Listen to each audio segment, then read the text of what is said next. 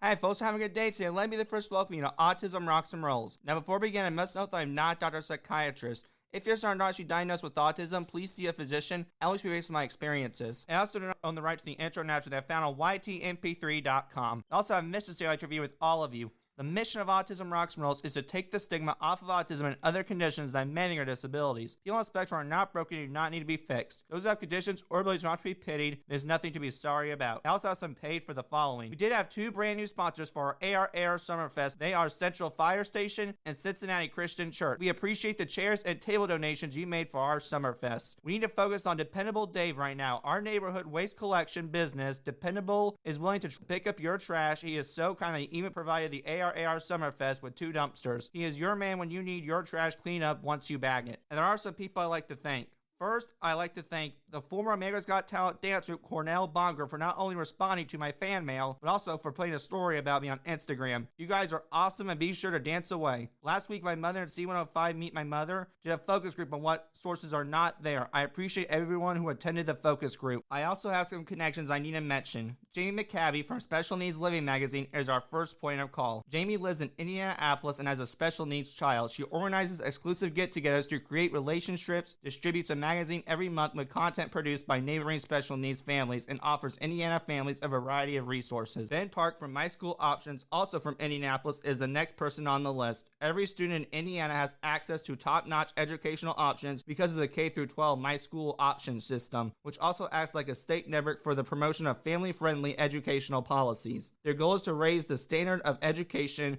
for all students in Indiana. All children, whether they attend a traditional public school, an approved chartered school, or a school that is privately owned, endorses practices that emphasize the interests of the student. Our company is built on the 4 guiding principles: elevating and evaluating excellent educators, providing fair funding to each educational setting, upholding strict accountability for our children's educators, and ensuring that everyone has a choice of high-quality options. They will be a vendor for our AR Summerfest. Andrew Rowe is the last link on the list of names. Through his speaking engagements and freelance work with business, Andrew, an autistic self-advocate with slightly more than 5 years of professional experience, aids autistic people in their daily lives. At the 32nd Annual Autism Conference of the Autism Connection in the Massachusetts town of Springfield, Andrew gave the keynote speech. For concerns related to adjusting to adulthood and transportation, Andrew believes that cooperation is essential. He is conscious of the potential restrictions brought on by a lack of trustworthy mode of transportation. Andrew assists people locating what suits them. Make sure to see if we will be doing any additional collaborative work with these amazing people. I also visited 2 of my prior networking events: nationwide virtual networking and global worldwide online speed networking. I did recognize several people, but I also noticed some new ones as well. And since the last episode, I have been on the Life After ... podcast with Daniel Ross. What a great podcast, everyone. Now, folks, we'll be right back right here, an ad from the barn on Maryland Ridge, so let's get to it. There is a hidden gem in eastern Greene County, folks. Fowler's Pumpkin Patch and the barn on Maryland Ridge Wedding Barn. Autism Rocks and Rolls is very proud to tell you about our friends Perry and Renee Fowler and their place of business. Both Fowler Pumpkin Patch and the barn on Maryland Ridge is a relaxing drive approximately 15 minutes from the heart of Bloomington, Indiana, and an hour south of Indianapolis. You can find them at 5347 South Greene County Line Road, Bloomington, Indiana, 47403. The property has numerous picture locations, including several rolling fields, antique tractors, red and rustic barns, trees, and much more. Customized wedding packages are offered on their website. The surrounding area also provides several hotels in which to have your guests stay for your destination wedding. Also, Fowler's Pumpkin Patch is a family-owned and operated seasonal pumpkin patch. It's the perfect place to take your family for some fall fun. Enjoy picking out pumpkins, hay rides, a corn maze, and a petting zoo. Call the Fowlers today at 812-327-4895 or 812-325-6022. All right, folks, we're back, and yes, you'll definitely hear the words "I do" at this wedding barn. This episode we want that you do not want to miss because my guest is Pro Wrestling's 2021 Hall of Famer Kane. Debuting in 1995 as Isaac Yankem, DDS, Jerry Lawler's private dentist, he was star of rivalry with Bret Hart. However, he was set into superstardom in 1997 at Bad Blood in Your House when he interfered and caused The Undertaker to lose to Shawn Michaels in the first ever Hell in a Cell match. Since that day, he has become a winner of the Money in the Bank ladder match, a 2-time Intercontinental Champion, a WWE Champion, and even a member of Team Hell No. Nowadays, he is the official mayor mayor of Knox County, Tennessee. Kane is on my show because his characters are both representations of mental health. Dr. Isaac Yankem was a scary dentist, while Kane was a manifestation of hellish fire in a horror-themed juggernaut. The Undertaker, his older half-brother, committed malicious acts of arson when they were young, which served as an inspiration for the character's concept and persona. Kane was included in a particular contest created especially for him, known as the Inferno Match. He is also on my show because, according to multiple sources, Kane is one of the nicest people you will ever meet outside of his wrestling character. So please help me welcome the devil's favorite demon and the current mayor of Knox County, Tennessee, Kane. Mr. Kane, how are we doing today, my friend? I'm doing all right, Sam. How are you? I'm wonderful. My first question is, what did representing mental health mean to you? Well, I never looked at it that way in WWE. I think that the Kane character was actually pretty complex and complicated, been through trauma. Do you remember when we took the mask off in like 2003?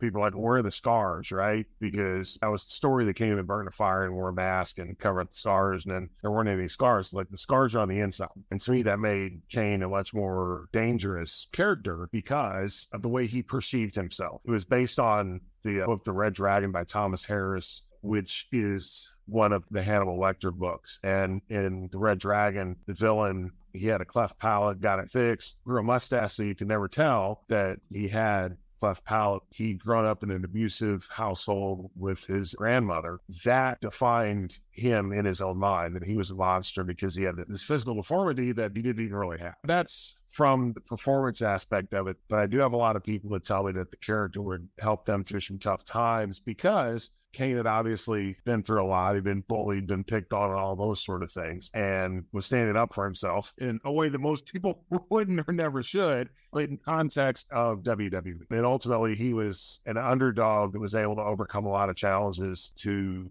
get to the top of his profession. I think Kane did help a lot of kids as a child. You're talking to one of them. I'll admit it right there. Kane helped me get through some tough times. Even though as 8 years old, you were legitly terrifying. Like, they had nightmares about the boogeyman. No, I had nightmares about Kane. I'll tell you, when I was watching you in 2012, I was thinking, oh God, this guy is Hannibal Lecter 2.0. Did they put dark circles around you in the mask? I didn't notice this until last night. Because it looked weird to have the mask and then my flesh, and a lot more ominous if you just had the eyes go down the mask. Originally, it was the black paint, and then when we went to high definition, had to change it to a more red paint to blend it with the mask. Yeah, at least they didn't say, hey, we're going to give you a black eye. Now that would have been... Exactly, that would have been bad. Yeah. So your character, does Kane like being a baby face or a heel better? I was like being a heel better because just within WWE, there were no limits to what you could do then. As a good guy in his baby face, you had a set of morals that you had basically to stay within, right? Even though they would change, but even with like guys like Austin who were more of anti-heroes, they still had certain lines that they couldn't cross. But because you're the bad guy, you could do anything. I always found that to be more fun. You could just pretty much do anything just to figure out how to put it within the context of the character. So you also did play a lot of characters. The Christmas Preacher. Can't forget about that one, can we? Well, here's the thing. Just like actors in wrestling, they often have different characters. And you see with everybody, it was funny because everybody talks about the Christmas Creature. And that was like a 2-week run down in Memphis, the very start of my career. Same with everybody, Undertaker, Austin, everybody, and they had different characters along the way before you finally found something that you could be successful at. And Dr. Isaac Yankem, I'll be honest, a lot of people said, oh, that character sucked. Blah, blah, blah, blah. Well, I have a different view. I think it was a good idea, but it was with the wrong person. I would agree with you. Actually, at that time, WWE was still in kind of the cartoonish stuff. And, so they thought the character would be successful. It didn't appeal to me. It wasn't something that I was interested in doing. And that's part of it is you're the person that actually has to make it work. Something can look great on paper, but if the performer can't make it come to life in a way that the audience is going to accept, it's not going to work. It's not something that I was comfortable doing. It's not something that's in my personality. How did they rot your teeth? Did they just use yellow paint? We had different acrylics. I actually did that myself. But that was pretty dang good. I thought for sure they were rotten. I've heard that Kane wasn't the only one who got bullied, but Glenn Jacobs got bullied too. So what advice would you give to others who are going through bullying? I think the most important thing is to understand often people that are doing the bullying are just not happy with themselves and what they're going through as well. And it's always hard to know what other people go through. But I really think in many cases, it's a form of projection where people are not happy with themselves and what's going on in their own life. They lash out at other people. And that's true of adults too. I mean, that's very true on social media right now. When you see all the people that say stuff on social media, we can disagree, absolutely. But some of the vitriol and terrible things that people say, which they would never say to someone face to face, I think that medium, because it's anonymous, allows folks who are not happy with themselves basically make other people miserable. And I think that's really a lot of what bullying is. People pick on folks that they see as not as strong as they are, as weak people, so that they feel stronger themselves. It certainly doesn't excuse the behavior, but I think when you are someone that's on the other side of it, understanding why that's happening, it's not really about you, it's about them. Does that make sense?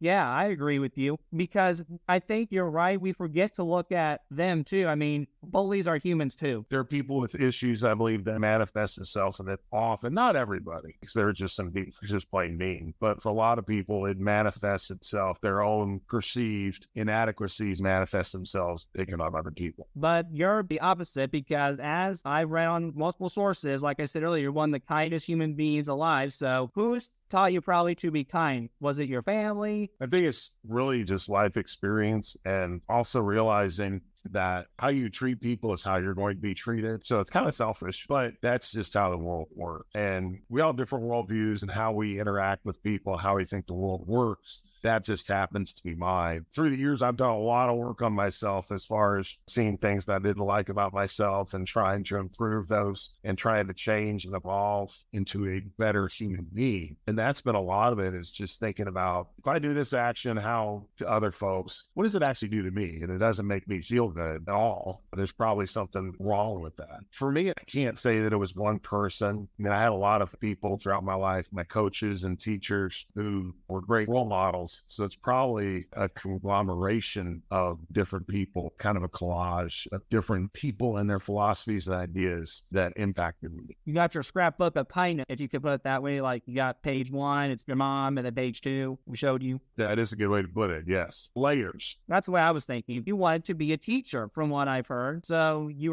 got a degree in English. So what did you find fascinating about English at the time you were studying it? And I relate because my mother, for the listeners, C105, meet my mother, is an English teacher. So when I went to college, I got a scholarship to play basketball. I spent about a year as a computer science major. This was back in the late 80s, and that just didn't really appeal to me because it was so technical. I'm a big fan of both English and history. Actually, my strengths were always in social studies. I think the thing about literature is it's creative. What wrestling did is it combines both athleticism and creativity and stories. That's what appealed to me about the wrestling, was that I could still do athletic stuff. I was playing college football, hurt my knee very badly, and I figured that I could teach and coach, but I still wanted to play athletics. I was an English guy too, and a social studies guy. I was never math and science person. But the more I look at it, you're right. I mean, the promos, they're just words that you can play around with. And that's the same thing in English. You're playing around with words. It's the same. You see themes and good versus evil and the storytelling, and matches are stories. That's really what they are. Storylines are stories. And as you said, the promo is stories, and often they're stories within stories, but nevertheless, it's the same. Then you have over-the-top characters. It really is. It is live performance art. It's the modern version of Shakespeare in a different way. How about Shakespeare, then? Not a Shakespeare person. I'm more of an Ed Round guy. I'm sorry, Kane. That's okay. Now, I want to know this too with wrestling, so let's do a little comparison here. So do you think Kane and Glenn Jacobs share anything similar? I could find a lot of differences, granted, but is there any similarities between you guys? Off the top, no. I think that I'm a very introverted person, so I think that's the case. Is actually we're both people that often prefer to be on our own, loners. Sorry to interrupt you, but I can think of one. We're both big. Yeah, that works. Kane and Glenn Jacobs are effective speakers. I guess that's true. Very different venues and ways, but I guess that's true. Very different ways. But I mean, one gives a good promo, one gives a good speech about their counties. I'll remember that one, all right? Yes, sir. I appreciate that. also heard that you said in a certain speech, everybody is born with a gift. So I want to know, I believe that too, but why do you believe that? Because you see it all the time. I believe the beauty of our world is all of us have something unique to contribute. It may not be something that's going to change the world, but it's something that people want, people value, something that makes maybe just your corner of the world a little bit better. And it's whatever. It's your smile, it's how you treat people, it's your talents and your gifts, all those different things. And they're just different for every person. And I've seen that just throughout my life. And in my life, I grew up, my sister is very smart academically. She was a rocket scientist. She worked at NASA. She got a PhD in history. She's brilliant. My brother was an auto mechanic. He's really good with his hands. And I was the athlete in the family. My mom and dad had 3 kids and are all very different people. To me, what happens way too often is human beings and society try to put everyone in square peg through the round hole. And they try to do that with everybody instead of celebrating our differences.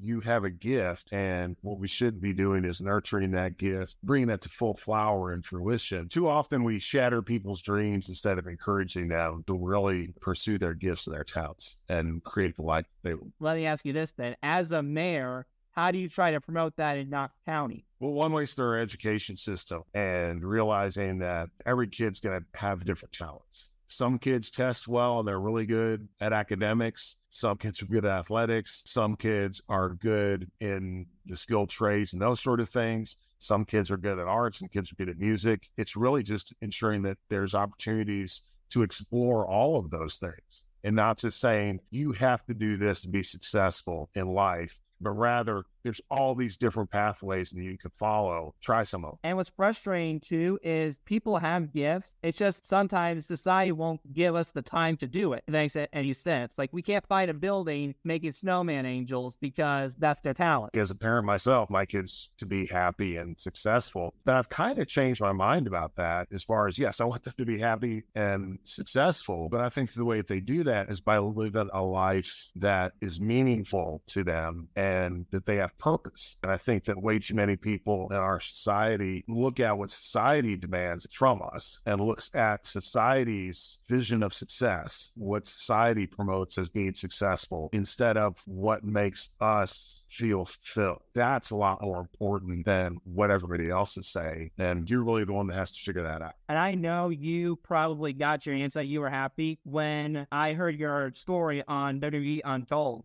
Want to talk about that? The one where you say you went to a concert in Nashville. It was the last picture. For years in WWE, I was there, and it's a wonderful job. You're out there and you're performing and you're making good money and you're famous and all this stuff that our society deems as being successful. I was always happy enough with all that. But then I realized that the really true blessing was the fact that we had the opportunity to impact people's lives and had an effect on people. So a few years ago, my wife and I were at a concert, and this woman came up to me and showed me a picture on her cell phone. And it was me and a young man who was in a hospital bed. And that was her son. And that was the last picture that she ever took while he was alive. It was me, right?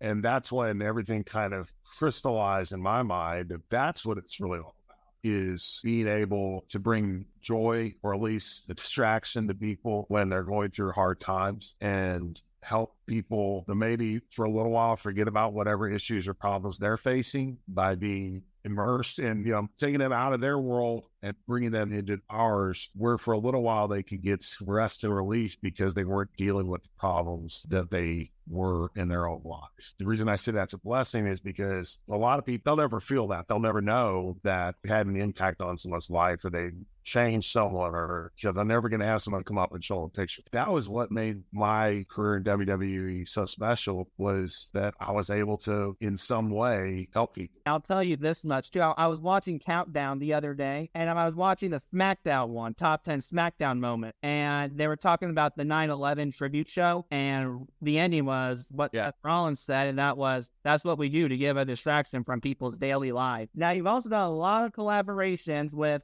Paul Bearer, Daniel Bryan, The Undertaker, lots of people, and I gotta ask, did Paul Bearer embarrass you by saying, "Come Hey, that's a miracle. Was that right? I didn't understand the concept of that. We were pulling into an arena, and I would always, especially in those days, I'd always keep my face covered so people couldn't see who I was because I wore a mask, obviously. And it was all a setup. Paul told me that he was sick and he wasn't feeling well. I was wondering if I could drive. So I'm driving this like red Cadillac that he'd rented and wearing a mask, a ski mask, and he's sitting next to me acting sick. And we're pulling down the ramp where everybody's watching. Everybody's going, oh, there's Paul Bearer and that's Kane. And then he rolled down the window and started screaming, Kane can drive. It's a miracle. And it was just a rib in the fact that here I am in a ski mask driving this car, and you have him, screaming out the window. Now, your funniest, though, was Team Hell No. That was some golden. My favorite one with Team Hell No, okay, it was not the anger management, but it was when you and Dr. Shelby and Dana were in that diner playing the waiter saying, may I take your order? Just to see you,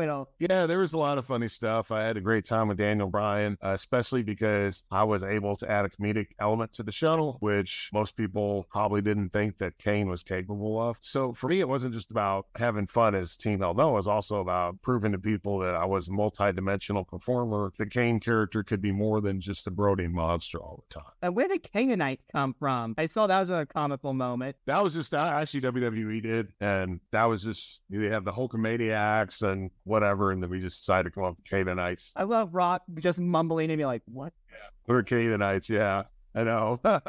That was great too, but there were a lot of funny stories there were backstage, and one of them I heard was a game you play they called Tommy Ball.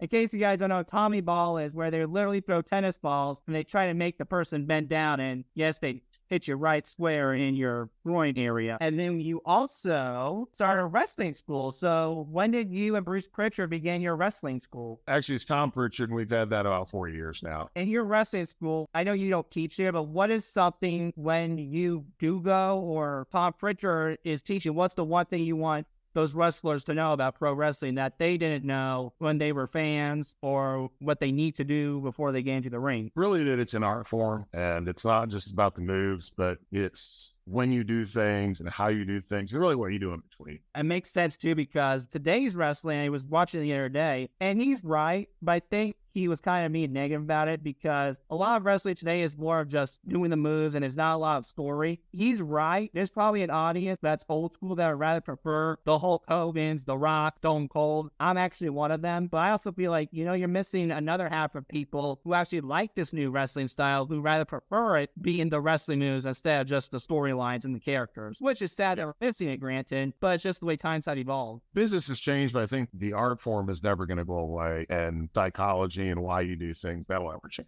And I did hear that I got to interview Al Snow. King, better tell you that for the listeners, C153, heading into the interview with Al Snow. But when you were in Smoky Mountain Wrestling, he tried to crack you up. Was there a time, though, like you went backstage and you're like, blah, like exploding in laughter? There were a few times. I can't remember anything specific right now, but yes, obviously, things would happen. So what is your paradise meal or favorite food, and why is it your favorite? I like Supreme pizzas. And what is your favorite vacation that you've ever taken, and why did you enjoy that vacation very much? Went to Hawaii years ago with my wife and one of my daughters. It was actually our first show after the Christmas break was in Honolulu, and it was just a good time. We went to Honolulu and then Maui, and just beautiful place. It is beautiful. It's one of my heart. I was hoping to go there last time, but due to financial trouble, we couldn't go, but we're hoping to still go one day. And the final question is, are there any good memories that you want to tell our viewers about? If you do, why do you remember that memory the most? So you can end with a sentimental memory or a funny memory that made you fall on the floor naked with wrestling, your family. Your call, you want to answer it, buddy. I think for a wrestling career, just not so much a specific instance, but now anytime I go back, and it's kind of neat just to be out there and people cheer and seem to miss me, and I appreciate that. I know you probably won't go back, but there's some days where I'm like, man, if only Kane were here.